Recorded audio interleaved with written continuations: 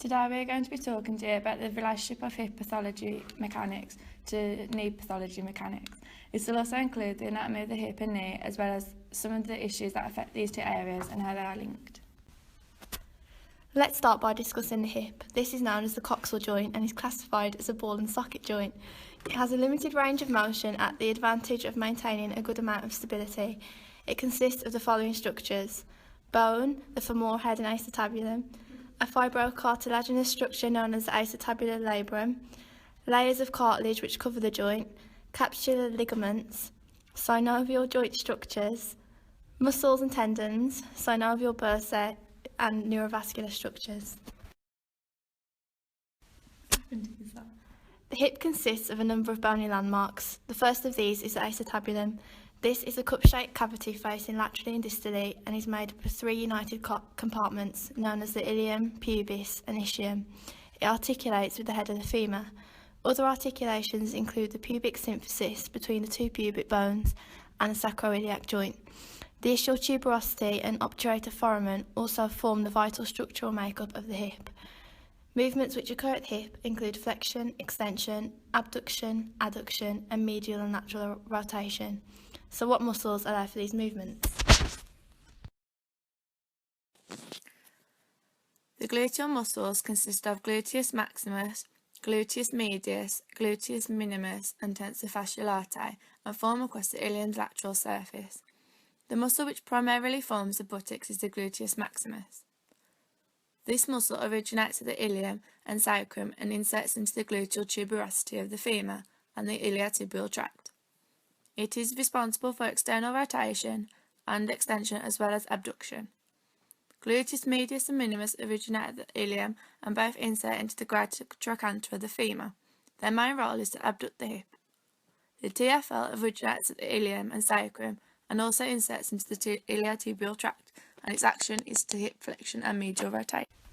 The adductor magnus, adductor longus, adductor brevis, pectineus and gracilis form the adductor group, which, as the name suggests, provide hip adduction. All of the adductors originate at the pubis and insert into the femur, specifically the medial posterior surface. The only exception to this is gracilis, which shares the same origin as the other adductors, but which instead inserts a pes anzerinus on the medial condyle of the tibia. The iliopsoas group consists of the iliacus and psoas major and aid in hip flexion. The psoas major is a large muscle that runs from the disc of L1 to L5 vertebrae. It then merges into the iliacus via its tendon before inserting into the lesser trochanter. The iliacus is found within the iliac fossa of the ilium. The lateral rotator group include the externus and internus obturators, the piriformis, the superior and inferior gemini, and quadratus femoris. All of these muscles originate at or slightly below the acetabulum and insert into or near the greater trochanter and are responsible for lateral rotation. The three main ligaments which attach the head of the femur to the acetabulum are the pubofemoral ligament. This originates at the obturator crest and superior ramus of pubis. It blends within the joint capsule and iliofemoral ligament. The function of this ligament is to stabilise the hip joint and limit extension and lateral rotation at the hip. The iliofemoral ligament. This originates at the AIIS and superior border of the acetabulum and inserts at the intratrochanteric line of the femur. This too stabilises the hip and limits extension and lateral rotation. The ischiofemoral ligament. The superior, inferior and medial portions of this ligament originate from the posterior and inferior aspect of the ischium. The insertion also blends with the joint capsule and is also at the intratrochanteric line. Unlike the others, this limits medial rotation while still maintaining hip stability.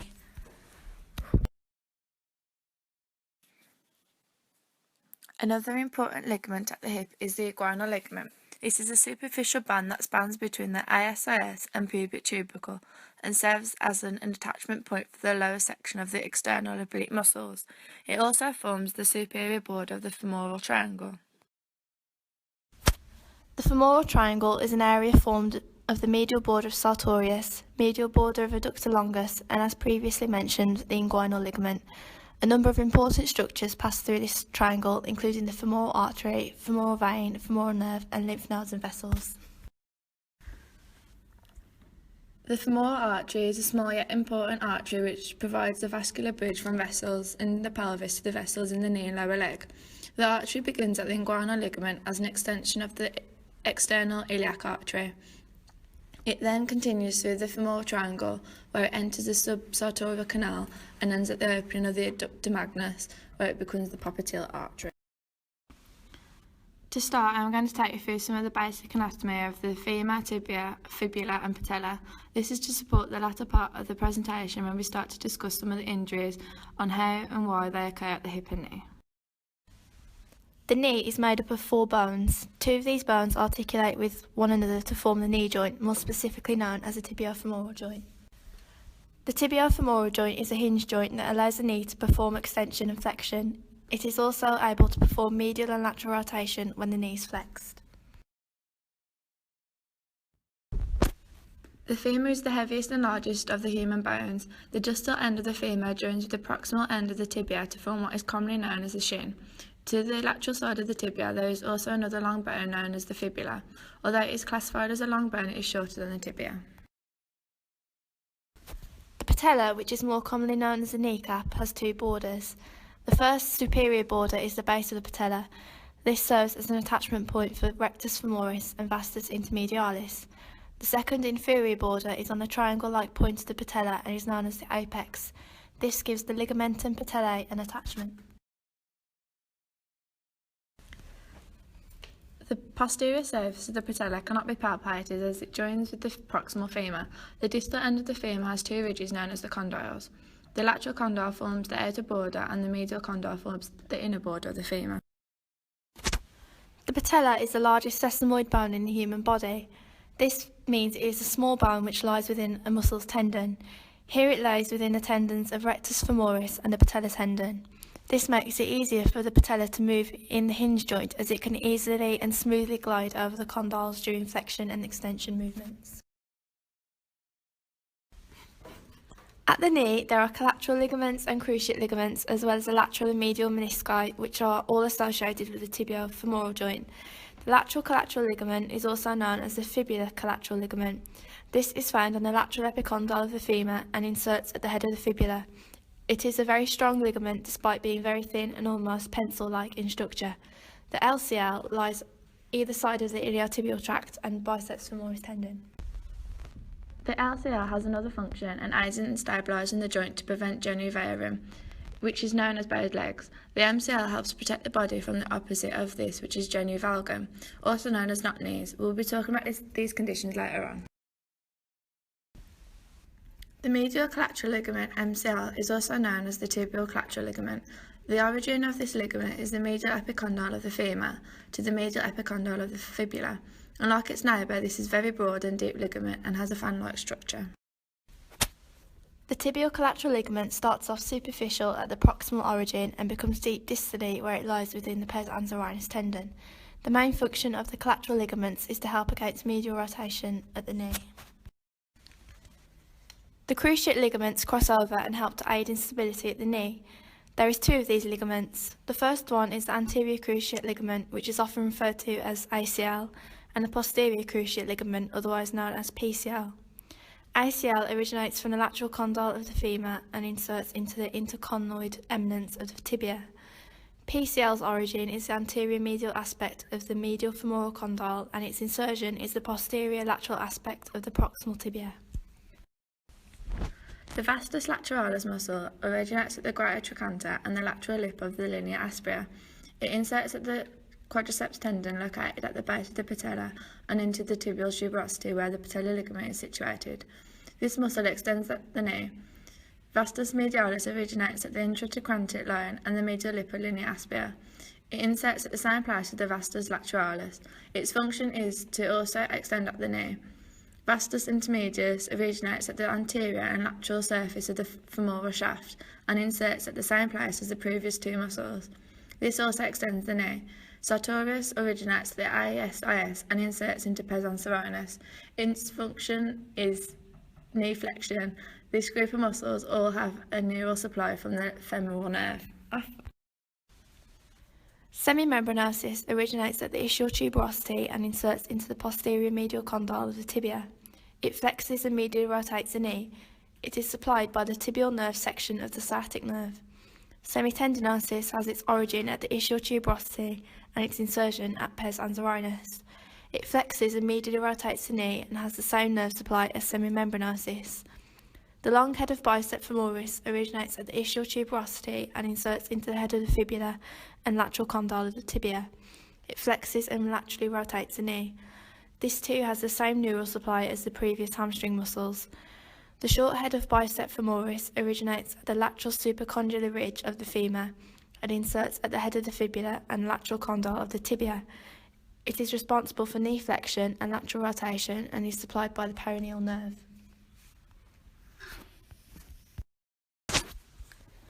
Blood flow to the knee is sustained by a system of 5 major arteries. This includes the superior medial and lateral, the middle posterior, and the inferior medial and lateral genicular arteries. The latter two of these form the circumpatellar blood supply. This means that it forms the arterial supply to the patella.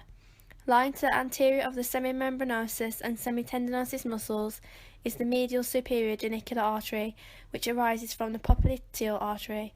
The lateral superior genicular artery supplies the vastus lateralis and vastus intermedius within the lateral collateral femoral artery. The middle genicular artery lies anterior to the joint line and inserts into the posterior joint capsule. Its job is to supply the ACL and PCL ligaments. We will now begin to look at some pathologies that affect the hip and knee and how they are linked.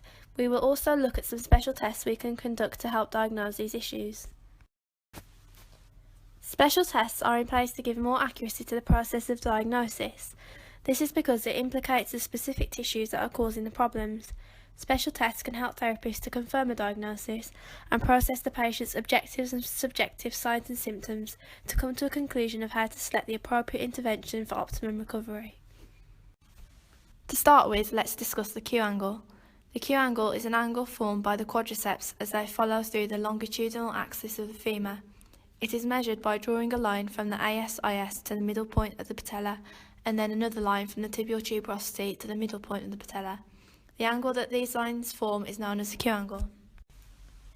An abnormal Q angle greater than 20 degrees has been shown to have a link with knee pain.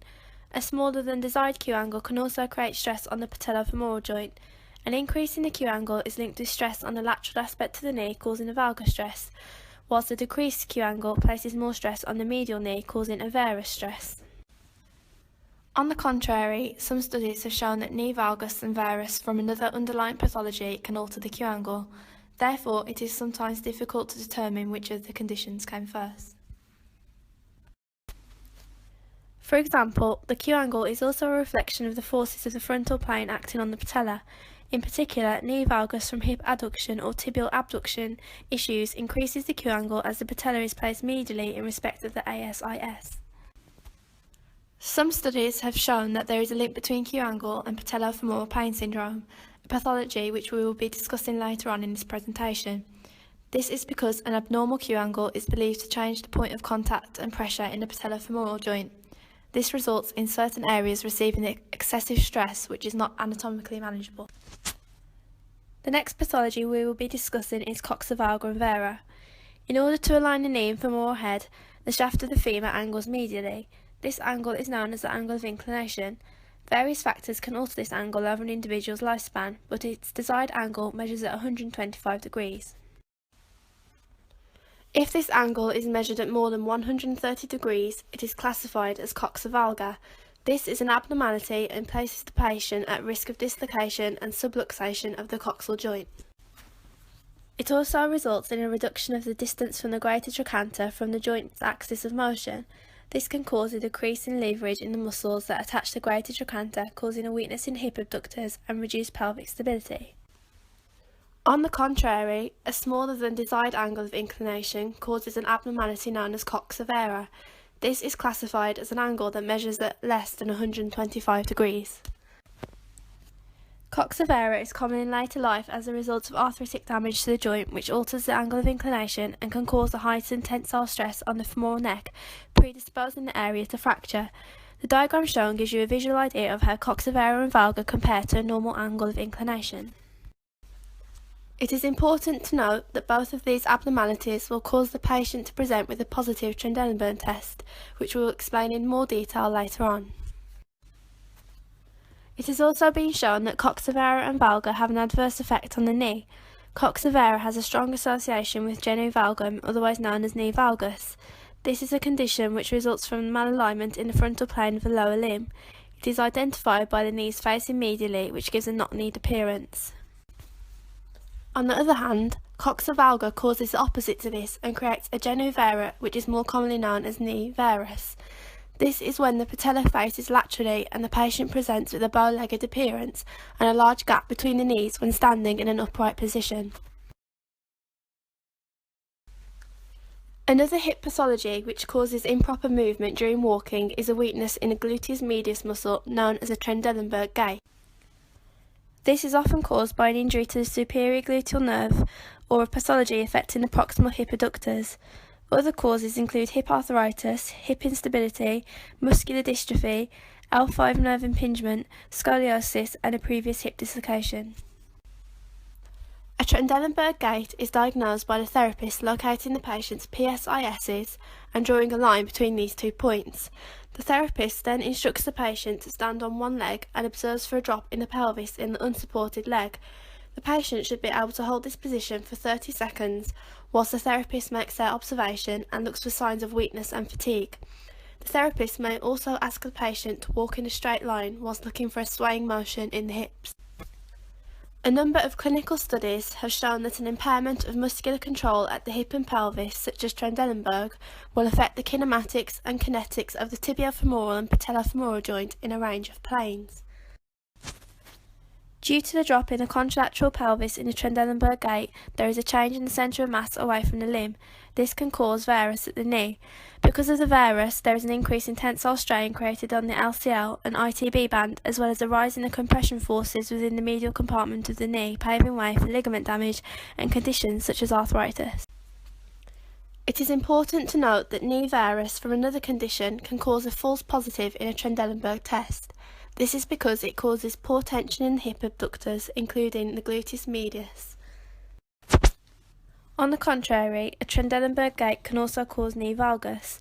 This is because the patient may be elevating their contralateral pelvis and leaning the trunk towards the stance limb to compensate for weakness in the gluteus medius. Excessive movement of weight over the stance limb may cause the ground force to direct itself laterally to the centre of the knee, pushing the patella medially and creating a valgus position. Knee valgus can place a tensile strain on the medial soft tissue of the knee, mainly at ACL and MCL, making them vulnerable to damage. One common injury that occurs at the knee is patellofemoral stress syndrome, more commonly known as runner's knee because it particularly affects long-distance runners. The patella should glide through its track superiorly and inferiorly as we move through extension and flexion. However, with patellofemoral stress syndrome, the patella also moves laterally as it moves inferiorly. This creates a problem because the patella is not designed to move in this way. This condition causes deep knee pain and in some cases swelling and avulsion of synovial fluid. The pain is especially prevalent when walking downstairs and squatting. The condition is caused by weakness in the vastus medialis muscle due to the vastus lateralis exerting the most use. One theory is that this is a direct result of an increased Q angle creating an overpowering of vastus lateralis. High Q angles also create more of a tensile stress on the medial and nod facet aspect of the patella. Females are more of a risk of developing runner's knee because they have a predisposition as a result of having larger Q angles than men to allow for childbirth. One test used to diagnose patellofemoral stress syndrome is the Clark's test. With this, the patient is supine with the knee in slight flexion. The patient is asked to relax and the patella is pressed distally with the hand on the base of the patella. The patient is then asked to contract their quadriceps. If the pain is reproduced, this is considered to be a positive test indicative of the patellofemoral stress syndrome. In conclusion, the link between abnormal hip biomechanics and knee has been shown in a number of studies. Through the use of special tests, these pathologies can be diagnosed and treated based on the patient's signs and symptoms. Furthermore, techniques to improve hip and pelvis stability can be implemented to improve the rehabilitation of various knee pathologies.